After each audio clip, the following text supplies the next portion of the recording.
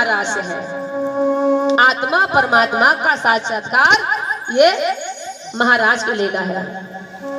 अब महाराज परमात्मा से कैसे मिल सकते हैं?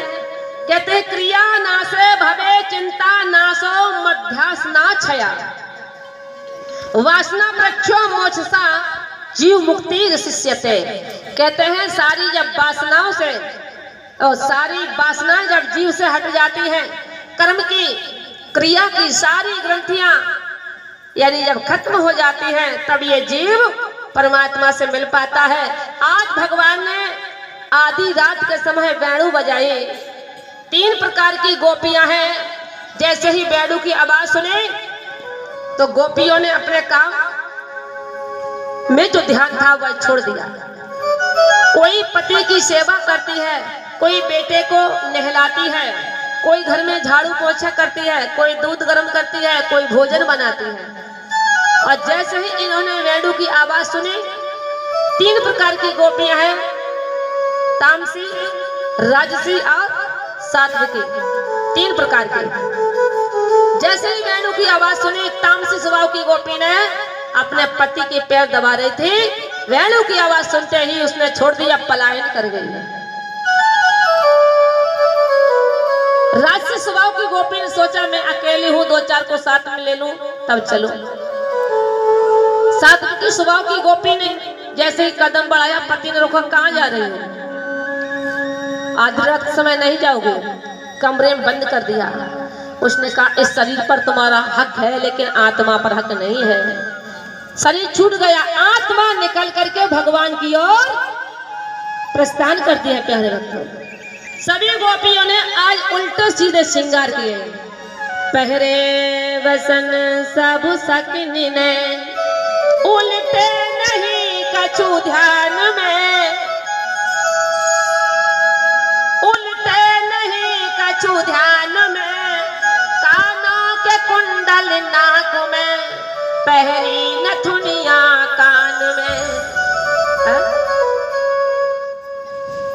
पहरी गले में करधनी, सुंदर कमर में हार है, काजल लगा एक आंख में, यो चल पड़ी ब्रजनार है। आंख का काजल ओठ में लगा लिया, ओठ का श्रृंगार आंख में लगा लिया। एक आंख राजी एक राजाऊ ना पाई। साड़ी पहननी है नीचे, उल्टी सीधी लपेट ली ऊपर, उल्टे सीधे श्रृंगार किए। और गोपियां इस संसार को कहते हैं गऊ के खुर के गड्ढे के समान जान करके और वो पलायन कर जाती है, दौड़ी दौड़ी जाती है।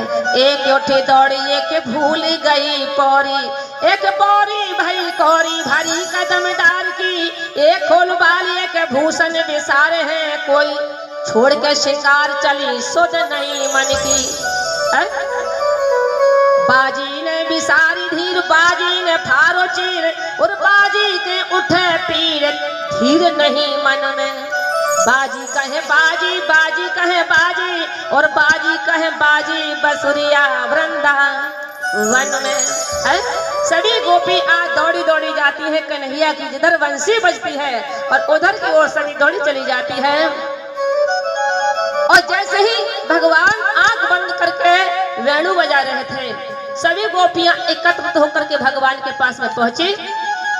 प्रभु ने देखा सभी गोपियां आ गई हैं। उस समय भगवान ने नेत्रों को खोला और खोल करके स्वागत किया। स्वागतम वो महाभागा प्रिय किंकर वाणी वा ब्रजसयाना वयम काचित रूता कवन कारणम। आओ गोपियों, तुम्हारा स्वागत है।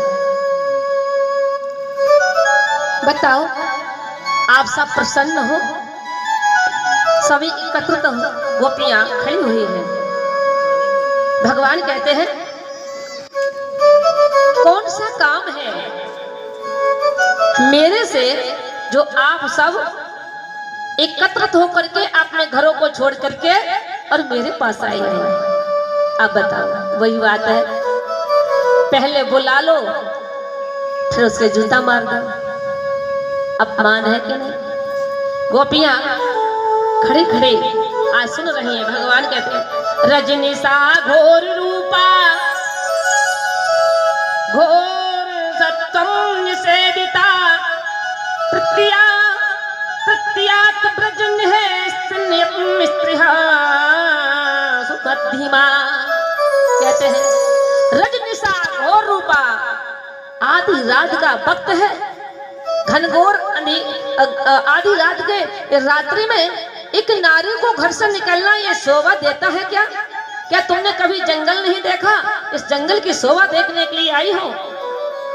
दृष्टम वन कुसुमितम राकेश सकर रंजितम, ये चंद्रमा से रंजित जो वन है इसकी शोभा देखने के लिए आई हो, कोई बात नहीं। अगर देख लिया हो तो सब अपने अपने घर लौट जाओ।